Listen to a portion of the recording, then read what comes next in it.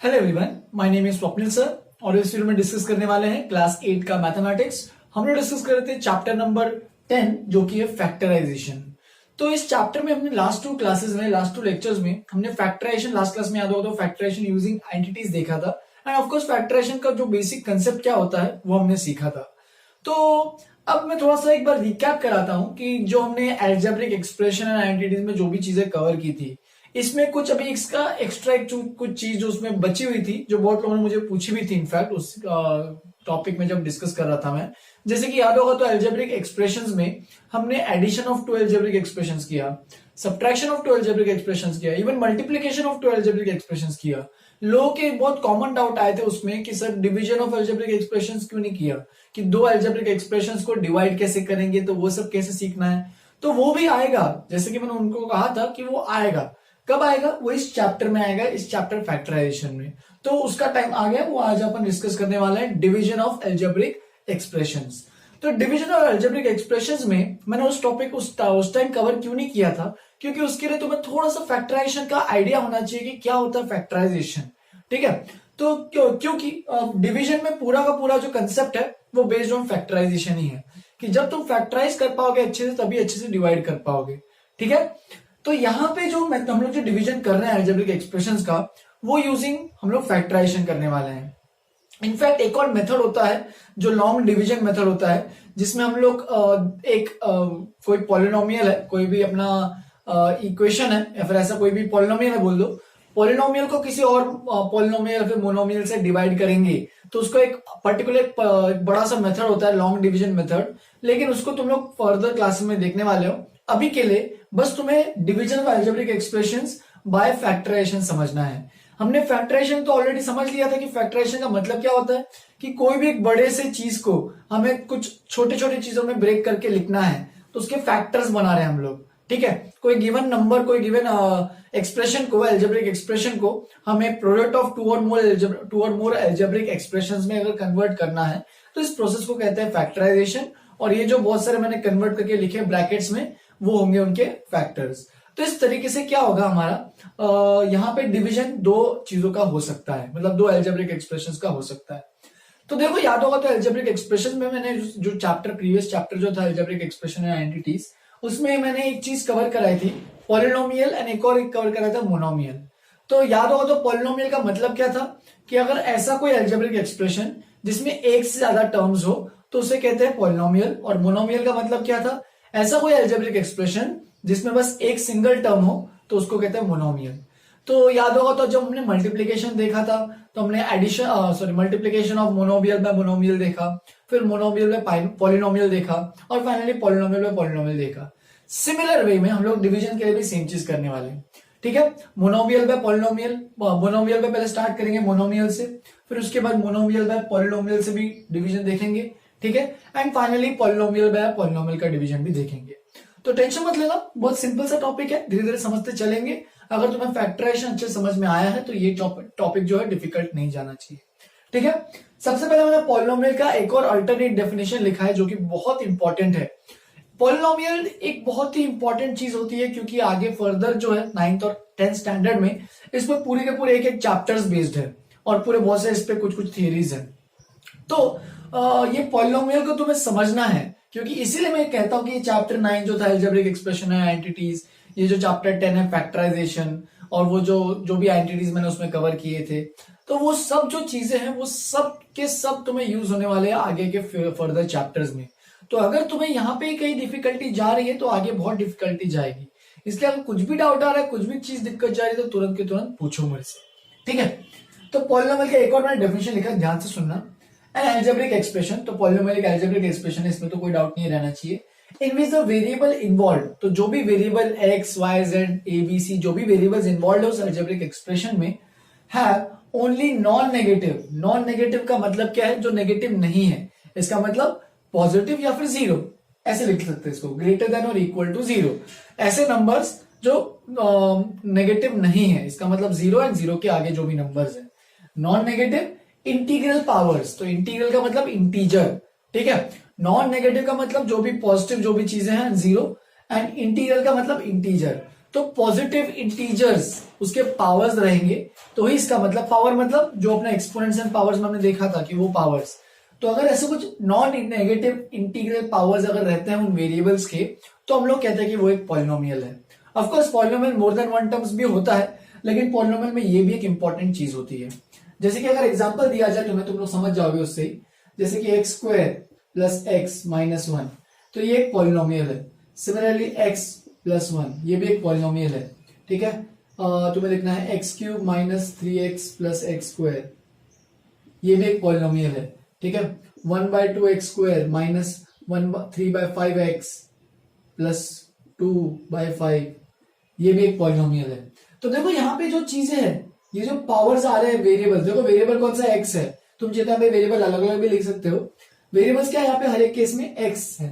ठीक है, और एक्स की जो पावर्स देखो 3 1 2 2 1, मतलब कॉन्स्टेंट ही है। तो अगर वेरिएबल की पावर्स जो है वो नॉन नेगेटिव यानी पॉजिटिव इंटीग्रल पावर्स है, इसका मतलब वो एक पॉलिनोमियल है। जैसे कि अगर एक एग्जांपल अगर मैं लेता हूं, सपोज एक्स की पावर 1/3 माइनस वन, ठीक है, तो एक्स की पावर 1/3 माइनस वन एक पॉलिनोमियल नहीं है, क्योंकि इसका देखो वेरिएबल की पावर में फ्रैक्शन आ रहा है। हमें क्या चाहिए, वेरिएबल की पावर में इंटीजर चाहिए, तो ये एक पॉलिनोमियल नहीं है। कैंसिल कर देना इसको ऐसे क्रॉस। ठीक है, ये जो मैंने एग्जांपल मिल गया वो सब पॉलिनोमियल है। सिमिलरली अगर एक और एग्जांपल लिया जाए तो ये लेते चलो, अगर मैं लिखा एक्स की पावर माइनस वन प्लस, या फिर ऐसे लिखो 1/x प्लस वन, तो ये भी देखोगे 1/x प्लस वन को, तो ये भी है, ये भी एक पॉलिनोमियल नहीं है, क्योंकि देखो 1/x का मतलब क्या होता है, एक्सपोनेंट्स एंड पावर्स में हमने देखा था, वो होता है x की पावर माइनस वन। तो x की पावर माइनस वन मतलब पावर्स तो नेगेटिव हो गए, इंटीजर है लेकिन नेगेटिव इंटीजर्स है, तो इसका मतलब ये भी पॉलिनोमियल नहीं है। इसका मतलब जो पॉलिनोमियल होता है वो यूजुअली जो वेरिएबल्स रहते हैं वो एक ही लाइन के अंदर पूरे सारे काम हो जाते हैं। ठीक है, जैसे कि अगर ऐसा कुछ लिखा है x square plus x by 3 plus 3/x या फिर 3/x स्क्वायर, तो ये भी एक पॉलिनोमियल नहीं है, क्योंकि देखो एक्स स्क्वायर तो ठीक है, एक्स भी ठीक है, लेकिन यहाँ पे 3/x स्क्वायर है, तो एक्स स्क्वायर देखो नीचे आ गया, तो अगर इसको सिंप्लीफाई करोगे तो 3x की पावर -2 हो जाएगा। लेकिन हमें पावर्स जो भी है, जो भी वेरिएबल्स के पावर है, सारे के सारे नॉन नेगेटिव इंटीजर होने चाहिए। ये तो नेगेटिव हो गया, इंटीजर है लेकिन नेगेटिव है, तो इसका मतलब ये भी पॉलिनोमियल नहीं है। तो ये भी तुम लोगों को समझ में आना चाहिए कि कौन सा पॉलिनोमियल है और कौन सा पॉलिनोमियल नहीं है। तो स्टार्ट करते हैं। सबसे पहली चीज, मोनोमियल में मोनोमियल, एक मोनोमियल को किसी और मोनोमियल से डिवाइड करना होगा, तो कैसे डिवाइड करेंगे? देखो बहुत सिंपल सा है, जैसे कि तुमने फैक्टराइजेशन तो पढ़ ही लिया है, तो देखो मैं अच्छे से स्टेप बाय स्टेप एक्सप्लेन करता हूं, समझना। हमें करना है 12x³ y स्क्वायर को divide by 3x square y, तो हमें ये निकालना है फर्स्ट पार्ट के लिए। यहाँ पे मैंने कुछ थ्योरी लिखी है, लेकिन तुम्हें वो समझने की जरूरत नहीं है, वैसे तो मैं समझा दूंगा, वो भी समझना। तो इसका मतलब इसको क्या लिख सकते हैं, 12x³ y upon 3y square, right, और डिवीजन हो जाएगा नहीं। ठीक है, अब फैक्टराइज करो, तो 12 के बारे में सोचो, 2 इसका फैक्टर है, 2 6 12 होता है, तो 2 और 6 को फर्दर क्या सोच सकते हो, जैसे कि तुम्हें याद होगा तो मैंने ये बताया था कि 12 को ऐसे लिखो, 2 6 12, 2 3 3 और 2 3 6, ऐसे। तो इससे प्राइम फैक्टराइजेशन कहते हैं। तो यहां पे मैं इसका पूरा 12 को 2 इंटू 3 देख सकते हो, 2 2 4 3 12, तो ये तो हो गया 12 का फैक्टराइजेशन।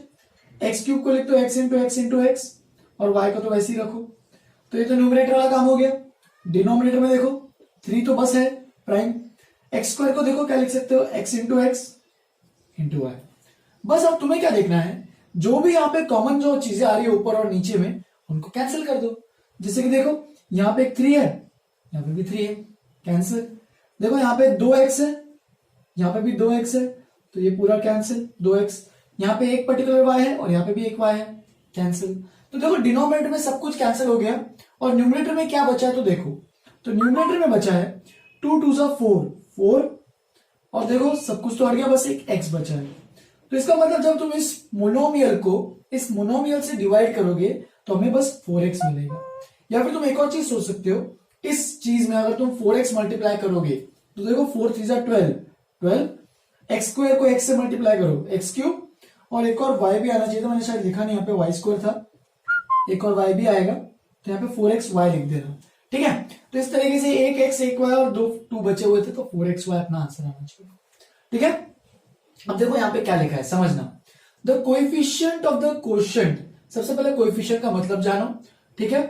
तो ये जो है हमारा किसी भी चीज का कोएफिशिएंट का मतलब क्या होता है, जैसे कि देखो ये टर्म देखो, मोनोमियल देखो, इस मोनोमियल को, ये मोनोमियल में x और y वेरिएबल है, in fact x cube y square ये पूरा वेरिएबल है, और 12 जो है इस x क्यूब वाई स्क्वायर का कोएफिशिएंट है। तो जो भी नंबर लिखा रहता है वेरिएबल के सामने उनको बोलते हैं कोएफिशिएंट। तो देखना, the coefficient of the quotient, quotient मतलब डिवीजन, तो ये जो क्वोशिएंट करेंगे उसका जो कोएफिशिएंट आएगा, ठीक है, ये जो कोएफिशिएंट आएगा आंसर में is equal to the quotient of the coefficients, is equal, ये जो कोएफिशिएंट आएगा इसकी वैल्यू जो इन दोनों के कोएफिशिएंट्स है उनका क्वोशिएंट यानी उनका डिवीजन के बराबर रहेगा।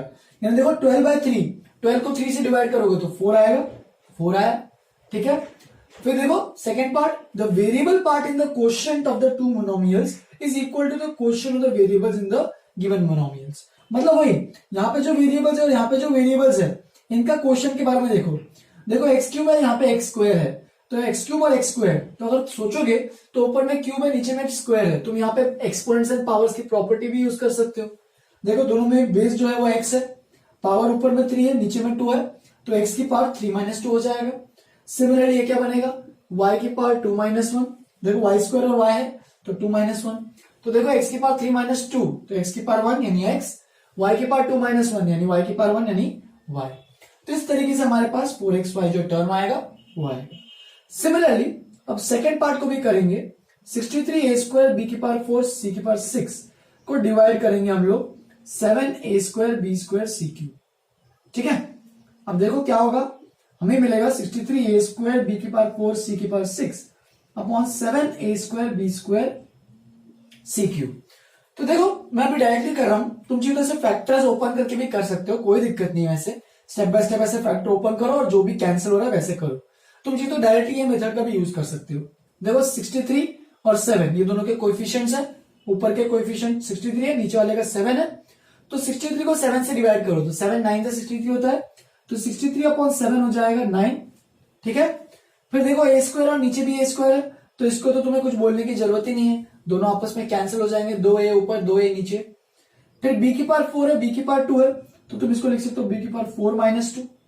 फर्दर c की पावर 6 है और c की पावर 3 है, c की पावर 6 - 3, तो ये बन जाएगा 9b² c³। तो इस तरीके से इसका जो आंसर आएगा वो आएगा 9b² c³।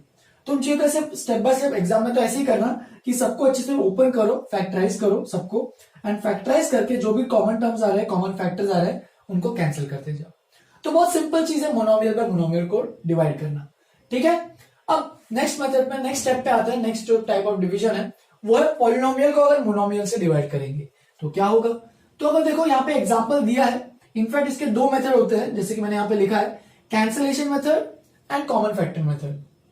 कैंसिलेशन मेथड में क्या होगा, देखो यहाँ पे अभी पॉलिनोमियल को मोनोमियल से डिवाइड करना है, तो पॉलिनोमियल देखो कितने टर्म्स है, इसमें 4 टर्म्स है, लेकिन मोनोमियल में कितने टर्म है, तो एक ही टर्म होगा, तो बाय डिफॉल्ट उसका नाम ही है, ठीक है। तो 4 टर्म्स को एक टर्म से डिवाइड करना है, तो क्या करोगे, पहला जो मेथड है कैंसिलेशन मेथड, उसका मतलब क्या बोल रहे हैं देखो, divide each term of the given polynomial bye the monomial, तो हर टर्म को इससे डिवाइड करो। क्यों, ऐसा क्यों, क्योंकि देखो हमारे पास एक प्रॉपर्टी होती है, अगर a + b बाय अगर c लिखते हैं हम लोग कुछ ऐसी चीज, तो हम लोग इसे क्या लिख सकते हैं, a/c + b/c, तो ऐसे सेपरेट कर सकते हैं क्या, अलग अलग, तो वही हम लोग चीज अप्लाई करेंगे। अगर मुझे इसको डिवाइड करना होगा, देखो ध्यान से समझाता हूं, x³ y x² y³ xy की पावर 4 प्लस xy को अगर मुझे डिवाइड करना होगा xy से, तो ऐसा कुछ दिखेगा, एक पॉलिनोमियल को एक मोनोमियल से डिवाइड करना है, तो सोचो ये जो xy है ये सबको तुम सेपरेट करके ऐसे लिख सकते हो, xy plus x² y³ minus xy की पावर 4 प्लस xy, सबके नीचे एक एक करके xy अलग अलग करते जाओ। इससे क्या होगा तुम्हारा, तुम हर एक टर्म को अलग अलग तरीके से आंसर निकाल सकते हो। बस एक बार ये हो गया तुम्हारा, तो बस चेक कराओ। तो ऊपर में देखो x³ है, नीचे में x है, तो 3x है, नीचे में 1x है, तो बचेंगे कितने, 2x बचेंगे, यानी डायरेक्ट लिख दो x² तुम यहाँ पे स्टेप बाय स्टेप एक्सप्लेन करना एग्जामिनर को अच्छे से एग्जाम में, ठीक है। ये एक्स स्क्वायर बन गया, देखो वाई और वाई तो यहाँ पे कैंसिल ही हो गया, तो बस एक्स स्क्वायर बचा, एक्स स्क्वायर और एक एक्स, तो दो ऊपर थे एक नीचे था, तो एक कैंसिल हुआ तो बचा एक एक्स बचा, मतलब एक्स बचा। वाई क्यूब और वाई, 3y और नीचे में एक y, तो बचे वाई स्क्वायर, ठीक है। डायरेक्ट लिख रहा हूं, समझते चलना। यहाँ पे x और x तो कैंसिल हो जाएगा, दोनों में ऊपर नीचे एक एक ही है। y की पावर 4, 4y ऊपर में है, नीचे में एक y है, तो y क्यूब। एंड फाइनली ये तो पूरा x y पूरा ही x और x, y और y कैंसिल हो जाएगा और बन जाएगा 1। तो देखो सेकेंड जो मेथड है उसको भी देखेंगे, common factor method.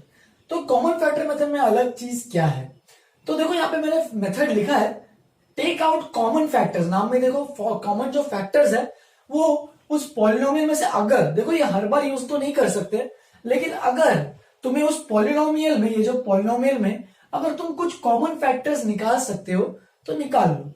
And these factors अगर सिमिलर होते हैं उस मोनोमियल से तो उसको हम कैंसिल कर सकते हो। जैसे कि देखो ये पॉलिनोमियल है, तो देखो हमारे पास जो पॉलिनोमियल है उसको मैं अच्छे से एक्सप्रेस कर रहा हूं। देखो x 3 बार है into y plus x square, x 2 बार है और 3 बार y है, ठीक है। फिर माइनस एक x है, 4 बार y है और प्लस एक x और एक y है। तो ये पॉलिनोमियल है, मैंने इसको पूरा फैक्टराइज कर दिया इस पॉलिनोमियल को। तो देखो इन चारों टर्म्स में कुछ कॉमन आ रहा है क्या, देखो तो देखो यहां पे सब में एक x तो सब में ही कॉमन है, एंड सिमिलरली एक y सब में ही कॉमन है। इसका मतलब इन सब में से एक x और एक y कॉमन आ जाएगा, तो तुम एक x और एक y को कॉमन ले लो। तो देखो ब्रैकेट में क्या बचेगा, तो ब्रैकेट में बचेगा हमारे पास, तुम चाहिए तो ऐसे डायरेक्टली भी लिख सकते हो यहाँ पे दिस, ये पॉलिनोमियल है अपॉन एक्स वाई, ठीक है। तो इससे क्या होगा, तुमने डायरेक्टली यहाँ पे जो ऊपर का स्टेप था यहाँ पे पहले ये लिखा, फिर इसके बाद ये लिखा। अब देखो ऊपर में न्यूमरेटर में कुछ कॉमन आ रहा है, क्या कॉमन आ रहा है, एक एक्स और एक वाई कॉमन आ रहा है, ठीक है। तो बचेगा क्या, ब्रैकेट के अंदर पूरे सब में क्या बचेगा, देखो यहाँ पे एक से एक्स और एक वाई गया तो 2x बचे, माइनस यहाँ पे एक एक्स और एक वाई बचा गया तो एक एक्स और 2y बचे, ठीक है।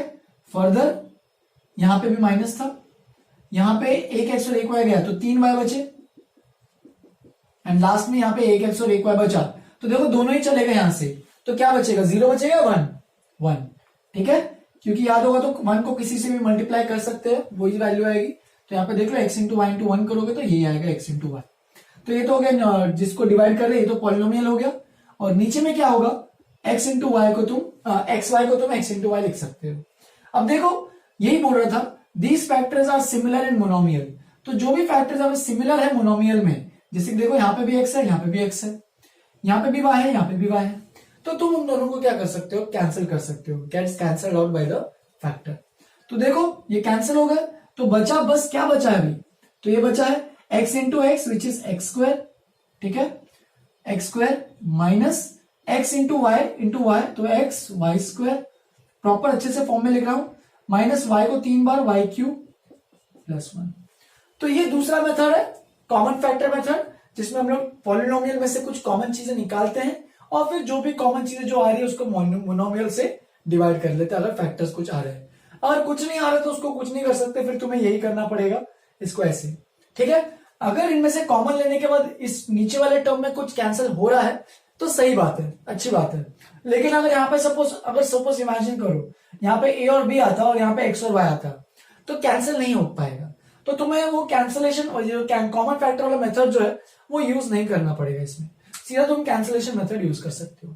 दोनों मेथड से आंसर सेम है, ठीक है, अनलेस एंड अनटिल वो मेंशन करता है कि कॉमन फैक्टर मेथड से निकालो तो वो करो, अदरवाइज तुम हमेशा कैंसिलेशन मेथड से करो, हमेशा आंसर तुम्हारा सही आएगा।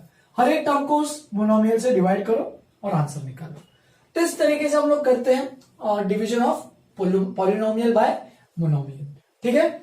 उल्टा डिवीजन नहीं करना है, मोनोमियल को पॉलिनोमियल से डिवीजन नहीं करना है, ठीक है। अगर हमारे पास ऐसा कुछ दिया है, तुम लोग सोच रहे होंगे कि अगर ऐसा कुछ दिया है तो इसको डिवाइड नहीं कर सकते हैं, ठीक है। अभी के लिए इसके बारे में कुछ सोचना मत, ये सब बहुत फर्दर एडवांस मैथमेटिक्स है, इसको चीजें डिवाइड करने के लिए और भी अलग अलग चीजें रिक्वायर्ड होती हैं जो कि तुमने अभी तक पढ़ा नहीं है, तो टेंशन मत लेना। बस अभी के लिए पॉलिनोमियल को मोनोमियल से डिवाइड करना सीखो, बहुत बेसिक चीज है। ठीक है, लिख लो इसको अच्छे से। नेक्स्ट टाइप ऑफ डिवीजन देखते हैं, जो लास्ट टाइप है अपना, division of a polynomial by another polynomial. पहले इतना अच्छे से नोटबुक में लिखो। चलो फिर स्टार्ट करते हैं इस चैप्टर का सबसे मोस्ट इंपॉर्टेंट टॉपिक, जो कि है division of polynomial by another polynomial. तो पॉलिनोमियल को किसी और पॉलिनोमियल से डिवाइड करने के लिए तुम्हें यहाँ पे फैक्टराइजेशन का बहुत इंपॉर्टेंस खेल खेलना पड़ेगा। ठीक है, तो फैक्टराइजेशन के लिए मतलब क्या खेल खेलना है, तो बेसिकली तुम्हें बस हर जो पॉलिनोमियल है उसे बस फैक्टराइज करना है। और फैक्टराइज हमने अलग अलग मेथड से करना सीखा ही है, यूजिंग कॉमन फैक्टर्स, जो भी कॉमन फैक्टर निकाल लो उससे कर सकते हो, या फिर हमने क्वाड्रेटिक के भी फैक्टर्स निकालना सीखा था using the form x plus a x plus b वाला, याद होगा तो वो भी मैंने बताया था कि अगर एक क्वाड्रेटिक है तो उसको दो फैक्टर में कैसे ब्रेक करना है। क्वाड्रेटिक मतलब ऐसा कुछ, अगर हमारे पास एग्जांपल है तो इसको ब्रेक कैसे करते हैं, तो वो सब तुम्हें बहुत इंपॉर्टेंट चीजें ये सब आनी चाहिए। ठीक है, तो देखो स्टार्ट करते हैं। यहाँ पे मैंने टोटल 6 पार्ट्स के एग्जांपल लिखे हैं। ठीक है, तो फटाफट इसको खत्म करते हैं। तो देखो सबसे पहला डिवाइड, देखो यहाँ पे ये पॉलिनोमियल है और ये भी पॉलिनोमियल है, तो एक पॉलिनोमियल को दूसरे पॉलिनोमियल से डिवाइड करना है। तो देखो यहाँ पे मैंने मेथड लिखा है, factorise the algebraic expression in the numerator and denominator into irreducible factors. तो न्यूमरेटर और डिनोमिनेटर को पूरा फैक्टराइज करो सच दैट फर्दर फैक्टराइजेशन नहीं हो पाएंगे। इररेड्यूसिबल फैक्टर्स मतलब और ज्यादा रिड्यूस नहीं होंगे उससे ज्यादा, and cancel the common factors. तो यही खेल खेलना है बार बार। ठीक है, तो लिख दो इसको सबसे पहले 10x minus 25 upon 2x minus 5। तो यहाँ पे देख सकते हो 10x माइनस 25, इसको लिख सकते हो 2 into 5 into x minus 5 into 5, और नीचे में लिख दो 2x माइनस 5। तो देखो न्यूमरेटर में 5 और एक 5 कॉमन आ रहा है, तो देखो क्या बचेगा, 5 पूरा बाहर कॉमन बचेगा, 2 into x which is 2x minus एक 5 बचा है, और नीचे में भी देखोगे तो नीचे में भी तो वही चीज है 2x माइनस 5। तो देखो ये 2x माइनस 5 और ये 2x माइनस 5 पूरा का पूरा फैक्टर ही कैंसिल हो जाएगा, क्योंकि न्यूमरेटर और डिनोमिनेटर में दोनों सेम चीज है, और फाइनल वैल्यू जो आएगी वो आएगी 5। तो इस तरीके से ये सब सिंपल सिंपल क्वेश्चंस है, देखते चलो। 10y 6y plus 21 upon 5 2y plus 7। ठीक है, तो देखो ये ब्रैकेट के अंदर तुम चाहिए तो यहाँ पे देख सकते हो 10 है, यहाँ पे 5 है, तुम 10 को लिख सकते हो 2 इंटू 5, कोई दिक्कत नहीं है, और इंटू वाई भी लिख सकते हो, कोई दिक्कत नहीं है। लेकिन इसमें देखो 6y, तो 6 को लिख सकते हो 2 into 3 into Y, right, 6y को, और 21 को लिख सकते हो 3 इंटू 7, 3 7 जा 21, और नीचे में चाहिए तो वैसे ही रखो अभी के लिए 5 इंटू 2y प्लस 7। तो देखो यहाँ पे 5 और यहाँ पे 5 पहले तो कैंसिल हो गया कॉमन फैक्टर। फर्दर इसमें से देखो कॉमन कुछ आ रहा है क्या, तो 3 कॉमन आ रहा है, देखो तो ये बच जाएगा, देखो क्या 2 इंटू वाई इंटू 3, देखो 3 कॉमन आ गया, बचा गया देखो ब्रैकेट के अंदर 2 into y which is 2y, direct लिख रहा हूं, प्लस 7 बचा, और नीचे में क्या बचा देखो, तो नीचे में भी तो वही बचा ना 2y प्लस 7। तो देखो ये 2y प्लस 7 और यहाँ पे भी 2y प्लस 7 हो गया कैंसिल, बचेगा 2 इंटू 3 इंटू वाई, कितना बचा 2 3 6, 6 इंटू वाई 6y। तो इस तरीके से सॉल्व करते चलना है। Next 26xy x plus 5 y minus 4 upon 13x y minus 4।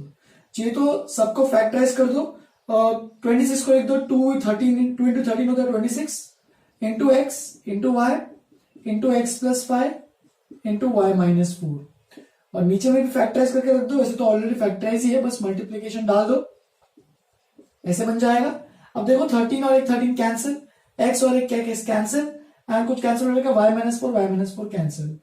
तो देखो क्या बचा हमारे पास, बचा नीचे में तो सब कुछ कैंसिल हो गया, न्यूमरेटर में क्या बचा देखो 2 into y into x plus 5। तुम यहाँ पे फर्दर सिंप्लीफाई कर सकते हो, देखो डिस्ट्रीब्यूटिव लॉ लगा के 2 इंटू वाई इंटू एक्स, देखो पहले को मल्टीप्लाई किया इससे, प्लस 2 इंटू वाई इंटू 5। तो देख सकते हो 2 ये बन जाएगा 2xy प्लस 2 5 10 y। तुम चाहिए तो इसको ऐसे भी लिख सकते हो, कोई दिक्कत नहीं है, ये भी आंसर वैलिड है, एक्सेप्टेबल है ये भी। ठीक है, 2y into x plus Y, या फिर तुम पूरा ब्रैकेट ओपन करके भी आंसर लिखना है तो लिख सकते हो, चॉइस अपने पास है। ठीक है, नेक्स्ट फोर्थ क्वेश्चन। तो फोर्थ क्वेश्चन में भी सेम चीज जैसे अभी तक करते आ रहे हैं, 20y plus 4 y square plus 5y plus 3 upon 5y plus 20। तो देखो सबसे पहले 20 को लिख देते हैं अच्छे से, क्या लिखोगे 2 2 4 5 20, 4 5 20 होता है, तो ऐसे लिख दिया मैंने into y plus 4 into y square plus 5y plus 3। इस पर्टिकुलर केस में ये जो हमारे पास जो क्वाड्रेटिक है, ये जो एल्जेब्रिक एक्सप्रेशन है, इसको फर्दर तुम और फैक्टराइज नहीं कर सकते हो, ठीक है। तो इसको वैसे ही छोड़ोगे तो कोई दिक्कत नहीं है, क्योंकि अभी देखोगे तो अपने आप नीचे देखो, ये टर्म जो आएगा इसमें पूरा फैक्टराइज करो तो ये बन जाएगा 5 इंटू वाई, और 20 को लिख सकते हो 2 2 जा 4 5 जा 20। अब देखो नीचे में 5 जो है वो टर्म कॉमन आ रहा है पूरा बाहर, तो बचेगा क्या देखो, तो हमारे पास बचेगा 2 into 2 into 5 into y plus 4 into y square plus 5y plus 3, और डिनोमिनेटर में बचेगा 5 तो कॉमन आ गया, बचा क्या y प्लस 2 इंटू 2 2 क्या होता है 4, तो y प्लस 4 बचा। अब देखो यहाँ पे y प्लस 4, यहाँ पे भी y प्लस 4 कैंसिल, यहाँ पे 5, यहाँ पे भी 5 कैंसिल, तो बचा क्या देखो 2 2 जा 4, और दूसरा क्या बचा इंटू वाई स्क्वायर प्लस ये तो पूरा क्वाड्रेटिक जो था वो बचा। तुम चाहिए तो इतना भी छोड़ोगे तो कोई दिक्कत नहीं है, लेकिन और भी फर्दर सिंप्लीफाई करना तो कर सकते हो। 4 इंटू वाई स्क्वायर तो 4y स्क्वायर, 4 इंटू 5 20 तो 20y आएगा, देखना यहाँ पे y है, और प्लस 4 3 जा 12। तो इस तरीके से इस फोर्थ पार्ट का आंसर ऐसे आ जाएगा। नेक्स्ट, अब नेक्स्ट बहुत ही इंपॉर्टेंट क्वेश्चन है, स्टार मार्क कर दो, क्यों बता रहा हूं देखता। तो देखो यहाँ पे y square plus 18y plus 65 upon y plus 5। तो देख सकते हो यहाँ पे सब न्यूमरेटर में सब में से, सब टर्म में से कुछ एक चीज तो कॉमन नहीं आ रही है, तो इसका मतलब तुम्हें कुछ चीज सोचनी पड़ेगी, जुगाड़ लगाना पड़ेगा ऐसा कुछ जो कि सच दैट ये दो फैक्टर्स में क्रिएट हो जाए। तो याद होगा तो मैंने कहा था कि जो भी यहाँ पे नंबर आता है 65 उसके फैक्टर्स निकाल लो। तो देखो 65 है तो 5 से जाएगा ही, क्योंकि लास्ट नंबर 5 है, 5 1 जा 5, 5 3 जा 15 तो 13। तो इसका मतलब 65 के दो ही फैक्टर्स है, 5 एंड 13। इनफैक्ट अगर देखोगे तो 1 5 13 65, तो इस तरीके से ये सब इसके फैक्टर्स है। अब याद होगा तो मैंने समझाया था ये चीज कि हमें ये जो है ये क्या था P था एंड ये क्या था Q था, तो हमें A प्लस बी को देखो A प्लस बी ऐसे दो फैक्टर्स निकालने A और B, सच दैट ये जो टर्म आएगा P उसके बराबर आएगा, एंड ए बी इस केस में लिख देता हूं A प्लस बी कितना आना चाहिए 18 और ए बी कितना आना चाहिए यहाँ पे जो Q वैल्यू है 65। तो सोचो A और B क्या होंगे, तो देखो यहाँ पे एक ही ऑप्शन दिख रहा है वो है 13 और 5। तो इसका मतलब यहाँ पे जो 18 लिखा है तो उसको क्या लिख दोगे, वह 18 को उसको लिखोगे 13 प्लस 5 18 को, और यहाँ पे 65 को क्या लिखोगे 13 इंटू 5। बस अब तुम्हें फैक्टराइज करना आता है, उसी से फैक्टराइज करो, देखो अपने आप फैक्टराइज होते जाएगा। तो y इंटू वाई, पहले टर्म को लिख दिया y इंटू वाई, ठीक है। इसके बाद यहाँ पे आ रहा हूं, फिर यहाँ पे ब्रैकेट ओपन कर दो तो ये बन जाएगा 13 into y, 13 into y plus 5 into y plus 13 into 5, और नीचे में क्या आएगा, नीचे में आएगा y प्लस 5, राइट। अब देखो यहाँ पे सब टर्म्स में से तो कुछ कॉमन नहीं है, तो रीग्रुपिंग ग्रुप बना के करो। पहले दोनों का ग्रुप में देखो y और y कॉमन है, एंड दूसरे दो टर्म्स के ग्रुप में देखो 5 और 5 कॉमन है। तो देखो ग्रुप बाय ग्रुप ऐसे कॉमन लेते चलो, तो क्या मिलेगा देखो, तो यहां पे आएगा क्या आएगा, पहले में y कॉमन, तो y कॉमन आ गया, बचा क्या y प्लस 13। फिर दूसरे टर्म में देखो क्या कॉमन है, 5 कॉमन आ गया, इंटू बचा क्या y plus 13 upon y plus 5। अब देखो फैक्टराइजेशन ऑलमोस्ट ओवर है, ये दो टर्म्स है, ये पहला टर्म ये दूसरा टर्म, जिसमें ये y प्लस 13 जो है वो कॉमन आ रहा है, दोनों में आ रहा है, तो y प्लस 13 को कॉमन ले लो तो बचेगा देखो पहला टर्म y बचा और यहाँ पे प्लस 5 बचा, और डिनोमिनेटर में भी तो वही चीज है ना y प्लस 5, तो इसका मतलब ये y प्लस 5 और ये y प्लस 5 कैंसिल हो जाएगा, और फाइनल जो आंसर आएगा हमारे पास, इसको जब डिवीजन करेंगे तो आएगा y प्लस 13। तो ये बहुत ही इंपॉर्टेंट क्वेश्चन है, अगर ऐसा कुछ आता है तो ये सब भी फैक्टराइज करना आना चाहिए, एग्जाम में ऐसे टाइप के क्वेश्चन वो पूछ सकता है, तो करना है सही। सिक्स पार्ट में देखो अभी 39y क्यूब है, तो देखना थोड़ा सा आइडेंटिटीज का यूज होगा यहाँ पे। अब तो 39y क्यूब है, पहले अच्छे से लिख देता हूं इसको, 39y cube 50y square minus 98 upon 26y square 5y plus 7। तो देखो 39 को पहले तो एक्सप्रेस करते हैं पूरा फैक्टर्स में, तो 3 1 जा 3, 3 3 जा 9, तो 3 इंटू 13 हो जाएगा 39, तो 3 इंटू 13, वाई क्यूब को लिख दो 3 बार वाई इंटू वाई, ठीक है। 50 वाई स्क्वायर, तो 50 को क्या लिख सकते हो, 50 को, तो 50 को लिख सकते हो, चाहिए तो फैक्टराइज करना है तो कर लो, यहां पे मैं लिख देता हूं, नीचे चाहिए तो 50 को। 50 के फैक्टर्स क्या होंगे, 2 25 जा, 5 5 जा, 5 1 जा, तो 2 into 5 into 5। Further y square भी एक है, तो वाई इंटू वाई, माइनस 98, तो 98 को भी फैक्टर्स में एक्सप्रेस कर लो चाहिए तो क्या आएगा देखो, 2 इंटू 49, 7 इंटू 7, 7 इंटू 1, तो इसका मतलब माइनस 98 को लिखोगे 2 इंटू 7 इंटू 7, लिख दिया। अब नीचे में देखो, नीचे में भी 26 का फैक्टर अगर निकालोगे तो 2 इंटू 13 आएगा, वाई स्क्वायर को लिख दो वाई इंटू वाई, और यहां पे तो वैसे है ही 5y प्लस 7। तो देखते जाओ अभी नेक्स्ट, ऊपर में और नीचे में क्या क्या चीजें ऑलरेडी कैंसिल हो रही है, तो उनको कैंसिल कर दो। जैसे कि 13 और 13 गया, यहाँ पे 2y है और यहाँ पे भी 2y है, तो वो पूरा पूरा ही गया 2y, ठीक है। तो बचा क्या देखो अभी तक न्यूमरेटर में, तो न्यूमरेटर में बचा 3 इंटू वाई।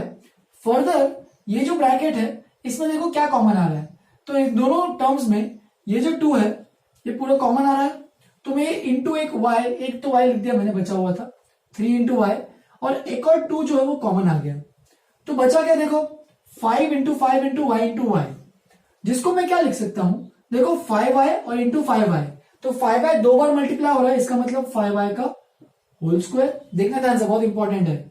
और यहाँ पे देखो 7 इंटू 7, तो उसको लिख देता हूं 7 का होल स्क्वायर। अगर यहाँ पे चीज दिख गई तो देखना चाहिए तुम्हें ए स्क्वायर माइनस बी स्क्वायर, तो तुरंत तुम्हें याद आना चाहिए अच्छा ए स्क्वायर माइनस बी स्क्वायर क्या होता है, और वो चीज फॉर्मूला तुम्हें यूज करना चाहिए। तो देखते जाओ अभी, तो देखो और भी कुछ चीजें कैंसिल हो गई, ये 2 और ये 2 वापस से कैंसिल हो गए, ये जो 2 कॉमन आए थे इसमें से, ठीक है। Further 3y into a square minus b square क्या होता है, तो a plus b into a minus b, और नीचे में 5y प्लस 7 है ही, तो ये मैंने यहाँ पे इंपॉर्टेंट आइडेंटिटी यूज की, उसके हिसाब से मैंने फैक्टराइजेशन किया है। 5y plus 7, 5y plus 7 cancel, final answer आएगा 3y इंटू 5y माइनस 7। तुम्हें अगर फर्दर सिंप्लीफाई करना है तो और भी कर सकते हो, देखो 3 5 से 15, y into y square minus 7 3 से 21 y, तो इस तरीके से अपना आएगा ये जो है फाइनल आंसर, ठीक है। लिख लो इसको, टॉपिक है जो कि फाइंडिंग एरर्स, वो भी मैं कवर करने वाला हूं, तो वो मैं थोड़ा सा स्लाइड मतलब रीडिंग सेशन की तरह कवर करने वाला हूं। तो पहले इतना नोटबुक में अच्छे से जो भी मैंने अभी एग्जांपल्स किए हैं सब अच्छे से नोटबुक में कंप्लीट करो, और उसके बाद 14 पॉइंट जो मैंने होमवर्क अटैच किया है 14.3 है मेरे ख्याल से, देख लेने एक बार जाके, आज जो भी मिल जाएगा तुम्हें उसमें 14.3 होमवर्क को पूरा अच्छे से अटेम्प्ट करो, ठीक है। नेक्स्ट टॉपिक पे जंप करते हैं, फाइंडिंग एरर्स, जो कि बस 5 मिनट का टॉपिक है, बस छोटा सा है, बस मैं रीडिंग सेशन की तरह कवर कराऊंगा। तो लिख लो इसको अच्छे से, आगे बढ़ते हैं। चलो फिर आगे बढ़ते हैं। यहाँ पे मैंने अभी जो रीडिंग सेशन जो कराने वाला हूँ, यहाँ पे लेफ्ट में देख सकते हो तुम्हें एक्सरसाइज एनसीईआरटी के टेक्स्ट बुक है, ठीक है। तो एनसीईआरटी के टेक्स्ट बुक में एक्सरसाइज 14.3 तुम्हें आज कंप्लीट करनी है पूरी की पूरी, ठीक है। यहाँ पे चलो देखो 5 क्वेश्चन है, तो 5 के 5 क्वेश्चन पूरे कंप्लीट करो। आगे बढ़ते हैं, जैसे कि नेक्स्ट टॉपिक छोटा सा टॉपिक है, can you find the error, ठीक है। तो ये बेसिकली कवर करता है कि जो भी लोग एरर गलतियां जो करते हैं तो वो सब तुम्हें एग्जाम में अवॉइड क्या करना है, ठीक है। तो देखो यहाँ पे एक एक करके टास्क यहाँ पे असाइन किए गए हैं, और वो टास्क में क्या क्या गलती है वो सब देखते जाओ।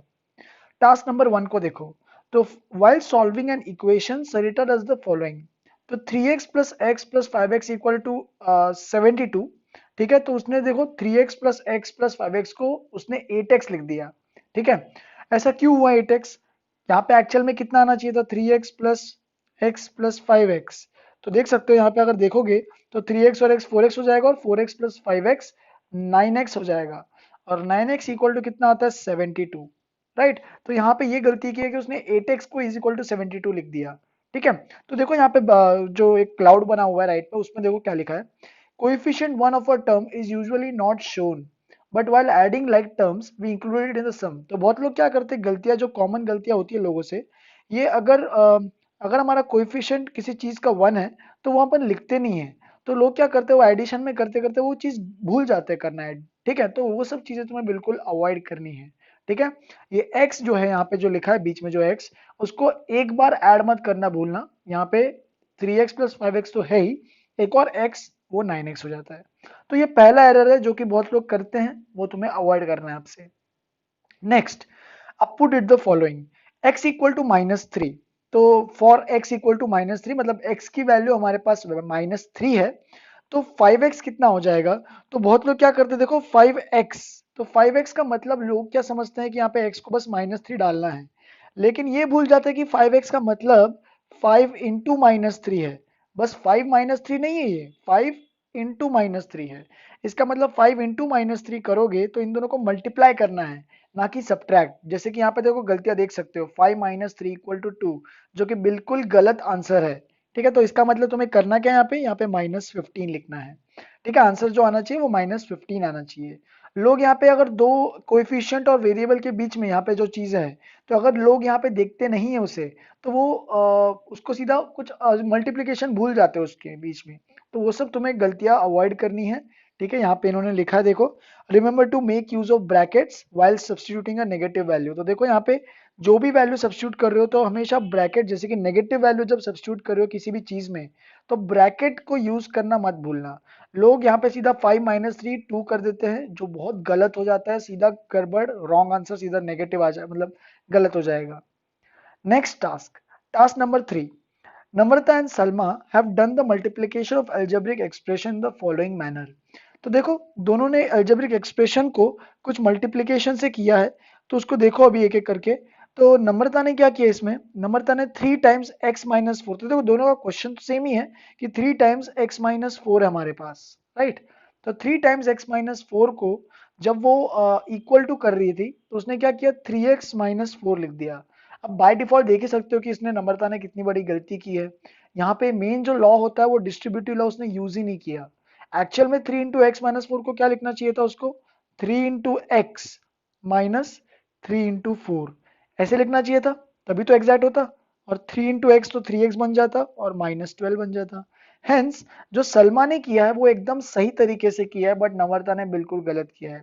बहुत लोग ये गलतियां करेंगे भी आगे जाके हड़बड़ी में। ये जो मल्टीप्लिकेशन है, 3 का मल्टीप्लिकेशन, वो पहले वाले से कर देते हैं, लेकिन दूसरे वाले से नहीं कर पाते हैं, मतलब भूल जाते हैं। कई बार ये भी होता है, जैसे कि अगर एक से ज्यादा टर्म्स होते हैं, ठीक है, 2x + y + z ऐसा कुछ दिया है, तो यहाँ पे लोग 2x + y + z लिख के छोड़ देते हैं, जबकि यहाँ पे 2x + 2y + 2z आना चाहिए।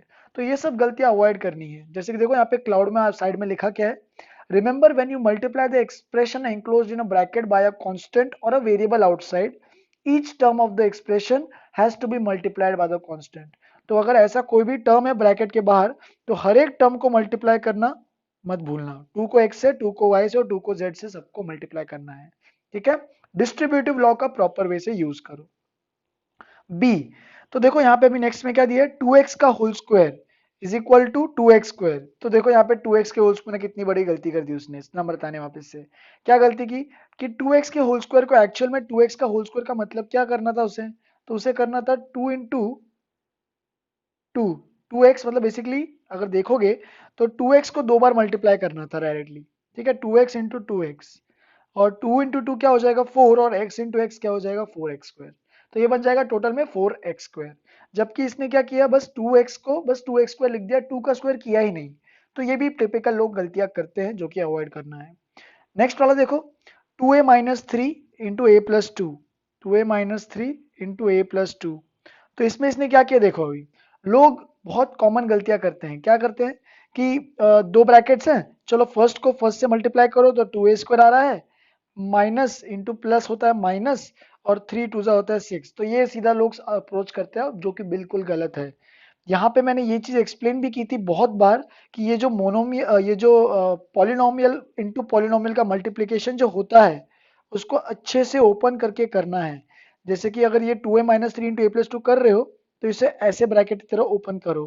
पहले 2a इंटू a + 2 करो, पहले टर्म को इस पूरे ब्रैकेट से मल्टीप्लाई करो, फिर -3 इंटू वापिस से पूरे ब्रैकेट a + 2 से मल्टीप्लाई करो, एंड फिर ये तुम्हें पता ही है, मोनोमियल को अभी पॉलिनोमियल से मल्टीप्लाई करना है, तो 2a को a से मल्टीप्लाई करो तो वो बन जाएगा 2a स्क्वायर, फर्दर 2a को 2 के साथ भी मल्टीप्लाई करो तो वो बन जाएगा +4a, -3 को a के साथ मल्टीप्लाई करो तो बन जाएगा -3a, एंड -3 को 2 के साथ तो -6।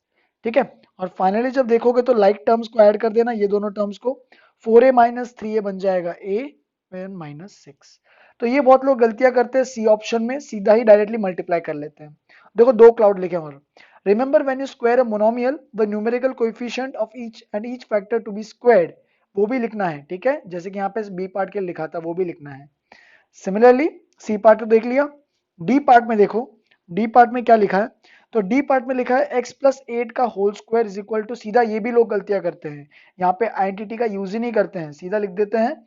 ये बहुत कॉमन मिस्टेक है, बहुत लोग करते हैं, अभी भी करते हैं आगे जाके 9th और 10th में, इसको सीधा ऐसे लिख देते हैं जो कि बिल्कुल गलत है।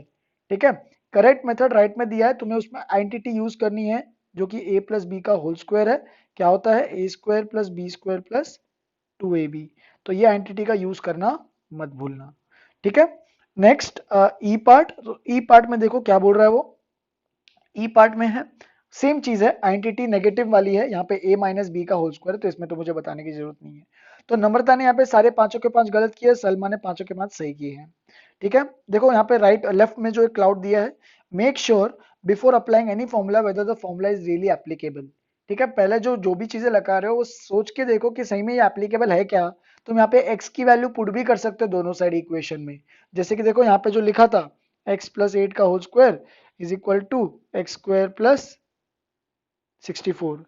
अभी एप्लीकेबल है या नहीं है कैसे चेक करोगे, x की वैल्यू पुट करो, x की जगह चलो डाल दो 1, तो 1 प्लस 8 का होल स्क्वायर, तो ये बन जाएगा 9 का स्क्वायर, तो लेफ्ट हैंड साइड में 81 आ रहा है, जबकि राइट हैंड साइड में देखोगे तो 1 स्क्वायर प्लस 64 ये बन जाएगा 65।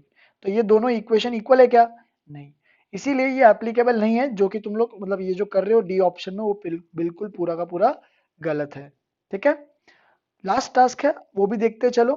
Task 4, Joseph does a division. ठीक है, अभी उसमें जोसेफ है कोई डिवीजन कर रहा है, a plus 5/5 is equal to a plus 1।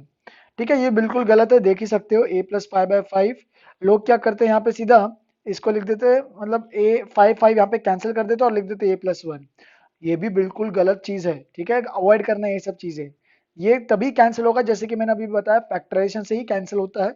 अगर यहाँ पे 5a प्लस 5 अगर होता क्वेश्चन में और अपॉन 5, तो देखो न्यूमरेटर में 5 कॉमन आ जाता है और बचता है a प्लस 1, और फिर 5 को कैंसिल करते हैं तो a प्लस 1 करेक्ट आंसर आता। बट यहाँ पे a प्लस 5/5 a प्लस 1 नहीं आता है।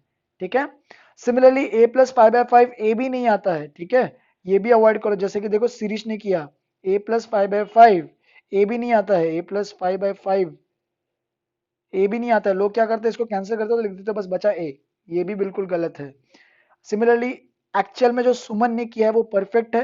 देखो जो भी ऐसा कुछ आएगा तो तुम क्या करोगे, मैंने आज ही बताया था, अभी भी जस्ट बताया था कि सेपरेट करो a/5 प्लस 5/5, तो सेपरेट करोगे तो ये बन जाएगा a/5 वैसे का वैसे ही, और 5/5 बन जाएगा 1। तो ये बिल्कुल करेक्ट है, इसका मतलब जो सुमन ने किया है वो एकदम करेक्ट डिवीजन से किया है। ठीक है, सम फन में लास्ट में बता के खत्म कर देता हूं, बाकी तुम्हें आज 4.4 भी कंप्लीट करो, ज्यादा टाइम तो नहीं लगेगा 4.4 में, और उसी से अपना ये चैप्टर भी खत्म हो जाएगा। और हर चैप्टर में एंड में जस्ट एग्जाम के पहले ये रिवीजन की तरह ये सब ये व्हाट वी हैव डिस्कस करके पढ़ सकते हो तुम। ठीक है, तो Atul always thinks differently,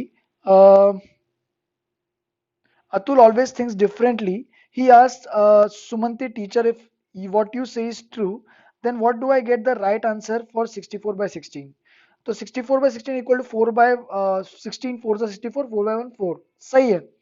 this is so because 64 happens to be 64 into 4। देखो यहाँ पे एक्सप्लेनेशन दिया है, वैसे तो कुछ इसमें बताने लायक है नहीं, लेकिन अब देखो the teacher has further also 664/166 को लिख सकते हो 4/1।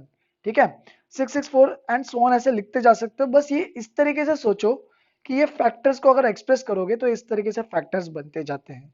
ठीक है, पर्टिकुलर नंबर है बस, और कुछ स्पेशल कुछ इसमें बात नहीं है। ठीक है, पर्टिकुलर केस के लिए बस उन्होंने बताया। ठीक है, तो ये सब एरर्स हैं जो लोग बहुत करते हैं, इन एरर्स को अवॉइड करना है आपसे, याद रखना ये बहुत ही इंपॉर्टेंट चीजें हैं।